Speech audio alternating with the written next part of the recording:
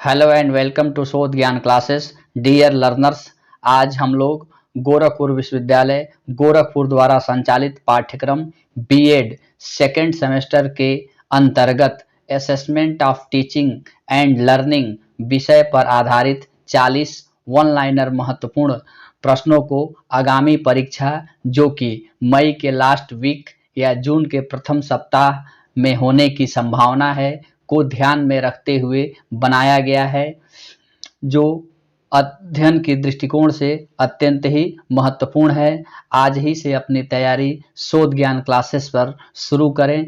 यदि हमारे चैनल को अभी तक लाइक, शेयर और सब्सक्राइब नहीं किए हैं तो चैनल को लाइक, शेयर और सब्सक्राइब जरूर करें, ताकि सभी विषयों के वन लाइनर महत्वपूर्ण प्रश्न या बहुविकल्पीय प्रश्न आपको लगातार शोध ज्ञान चैनल पर प्राप्त होते रहें। आइए देखते हैं इसी क्रम में पहला प्रश्न। आकलन का क्या अर्थ है? सही उत्तर है सूचनाओं को एकत्रित करने की प्रक्रिया ही आकलन कहलाती है। इसी क्रम में अगला प्रश्न है, आकलन की प्रकृति होती है। आकलन की प्रकृति अनौपचारिक होती है। इसी क्रम में अगला प्रश्न है, आकलन सूचना संग्रहण तथा उस पर विचार विमर्श की प्रक्रिया है, जिन्हें हम विभिन्न माध्यमों से प्राप्त कर यह समझा सकते हैं कि विद्यार्थी क्या जानता है, समझता है, अपने शैक्षिक अनुभवों से प्राप्त ज्ञान को परिणाम के रूप में व्यक्त कर सकता है, जिसके द्वारा छात्र अधिगम में वृद्धि होती है। यह कथन किसका है? उपरोक्त कथन हुआ एवं फ्रीड महोदय का है।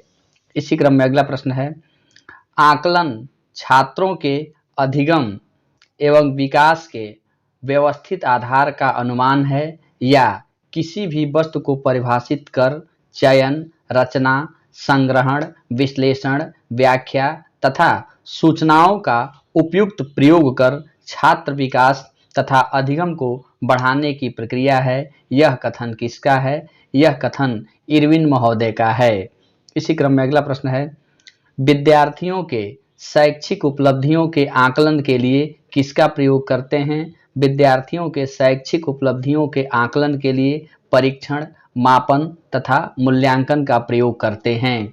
इसी क्रम में अगला प्रश्न है, जब किसी विद्यार्थी या अधिगमकर्ता में पहले से उपस्थित अधिगम क्षमता को जानने तथा यह निश्चित करने के लिए किया जाता है कि किसी दिए गए कार्य का अधिगम करने की उसमें कितनी क्षमता या योग्यता है, क्या कहलाता है? इसका सही उत्तर है अधिगम के लिए आकलन कहलाता है। इसी क्रम में अगला प्रश्न है, आकलन एक प्रक्रिया है। आकलन की प्रक्रिया योगात्मक एवं रचनात्मक दोनों ही होती है। इसी क्रम में अगला प्रश्न है, आकलन की क्या विशेषता है? आकलन की विशेषता में उपयोगिता, वैधता, विश्वसनीयता एवं व्यवहारिकता होता है। इसी क्रम में अगला प्रश्न है, मूल्यांकन कितने शब्दों से मिलकर बना है? मूल्यांकन 2 शब्दों से मिलकर बना है, मूल्य और अंकन। इसी क्रम में अगला प्रश्न है, आकलन, मूल्यांकन एवं मापन में कौन बड़ा है? आकलन, मूल्यांकन एवं मापन में सबसे बड़ा व्यापक विस्तृत मूल्यांकन है। इसी क्रम में अगला प्रश्न है, मूल्यांकन का शाब्दिक अर्थ क्या है? मूल्यांकन का शाब्दिक अर्थ है मूल्य का अंकन करना। इसी क्रम में अगला प्रश्न है, किसके अंतर्गत किसी व्यक्ति अथवा वस्तु के गुणों अथवा विशेषताओं का वर्णन मात्र ही किया जाता है? हम मापन के अंतर्गत किसी व्यक्ति अथवा वस्तु के गुणों अथवा विशेषताओं का वर्णन करते हैं। इसी क्रम में अगला प्रश्न है, किसके अंतर्गत किसी व्यक्ति अथवा वस्तु के गुण अथवा विशेषताओं की वांछनीयता पर दृष्टिपात किया जाता है? सही उत्तर है मूल्यांकन के अंतर्गत किसी व्यक्ति अथवा वस्तु के गुण अथवा विशेषताओं की वांछनीयता पर दृष्टिपात किया जाता है।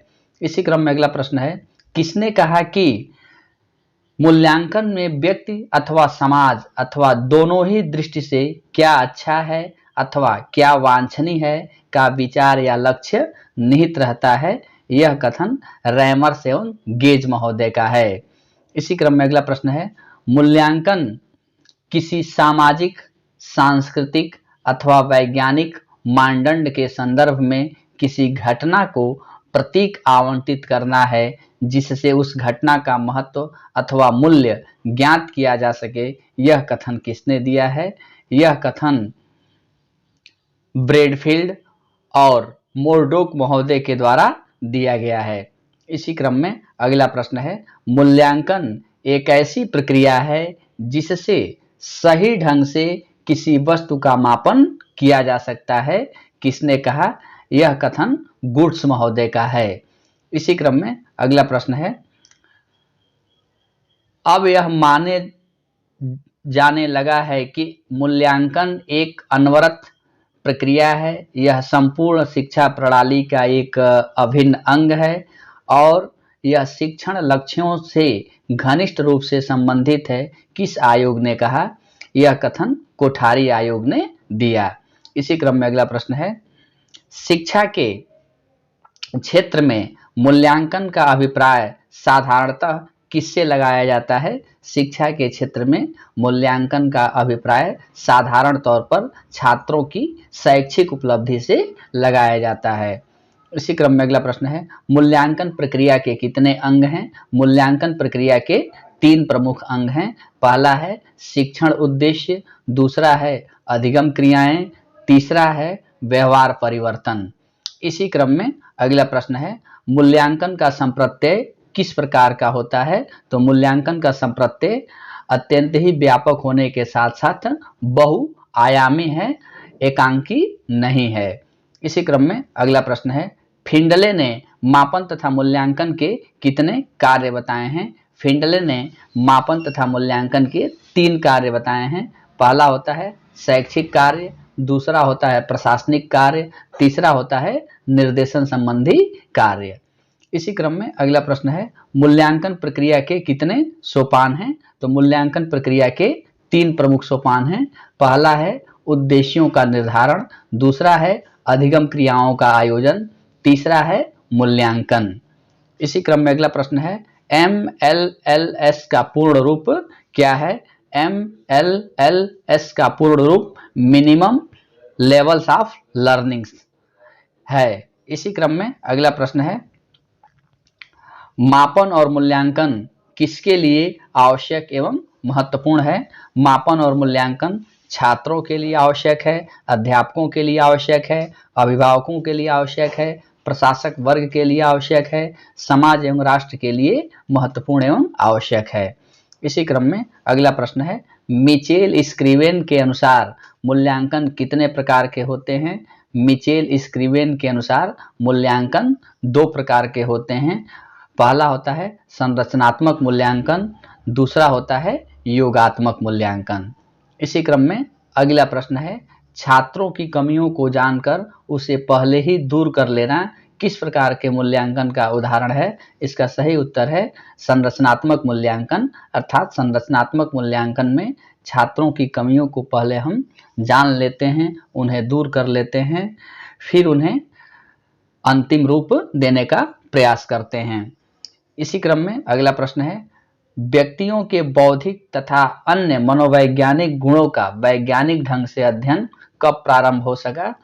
तो 19वीं शताब्दी के पूर्वार्ध में व्यक्तियों के बौद्धिक तथा अन्य मनोवैज्ञानिक गुणों का वैज्ञानिक ढंग से अध्ययन प्रारंभ हो सका था।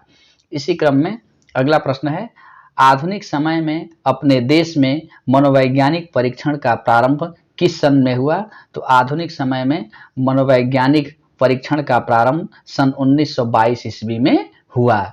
इसी क्रम में अगला प्रश्न है, आधुनिक समय में अपने देश में मनोवैज्ञानिक परीक्षण का प्रारंभ कहाँ और किसके द्वारा किया गया? इसका सही उत्तर है आधुनिक समय में अपने देश में मनोवैज्ञानिक परीक्षण का प्रारंभ FG कॉलेज लाहौर में शुरू हुआ।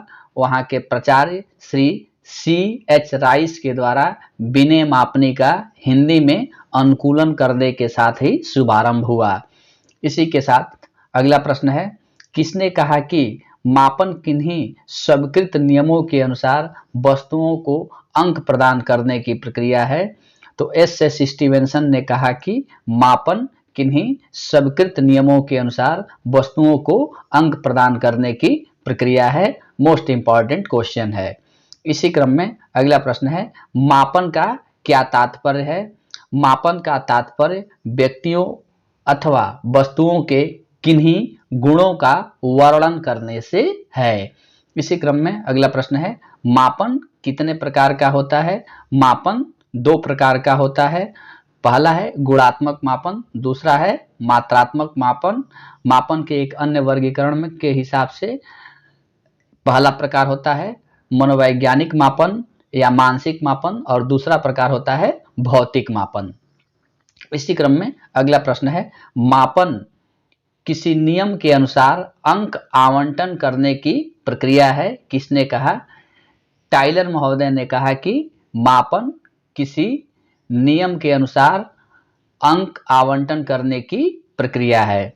इसी क्रम में अगला प्रश्न है, किसी वस्तु या घटना के संदर्भ में आंकिक नियमों के आधार पर अंक प्रदान करना क्या कहलाता है? तो किसी वस्तु या घटना के संदर्भ में आंकिक नियमों के आधार पर अंक प्रदान करना मापन कहलाता है। इसी क्रम में अगला प्रश्न है, मापन के द्वारा वस्तुओं या व्यक्तियों के समूह की विभिन्न विशेषताओं या गुणों का अध्ययन किया जाता है। इन विशेषताओं अथवा गुणों को क्या कहते हैं? इन विशेषताओं अथवा गुणों को चर राशियां या चर अर्थात वेरिएबल्स कहते हैं। इसी क्रम में अगला प्रश्न है, मापन में कितने प्रकार के चर होते हैं? मापन में 2 प्रकार के चर होते हैं। पहला होता है मात्रात्मक चर, दूसरा होता है गुणात्मक चर। इसी क्रम में अगला प्रश्न है, वे चर जो गुण की मात्रा को व्यक्त करते हैं क्या कहलाते हैं? मात्रात्मक चर कहलाते हैं, अर्थात जो चर गुण की मात्रा को व्यक्त करते हैं वह मात्रात्मक चर कहे जाते हैं। इसी क्रम में अगला प्रश्न है, मात्रात्मक चर कितने प्रकार के होते हैं? मात्रात्मक चर 2 प्रकार के होते हैं। पहला होता है सतत चर, दूसरा होता है असतत चर। इसी क्रम में अगला प्रश्न है, वे चर जो गुण के विभिन्न प्रकारों को इंगित करते हैं क्या कहलाते हैं? तो जो चर गुण के विभिन्न प्रकारों को इंगित करते हैं उसे हम गुणात्मक चर के नाम से जानते हैं। शोध ज्ञान क्लासेस को सुनने के लिए आप सभी का बहुत बहुत धन्यवाद एवं आभार।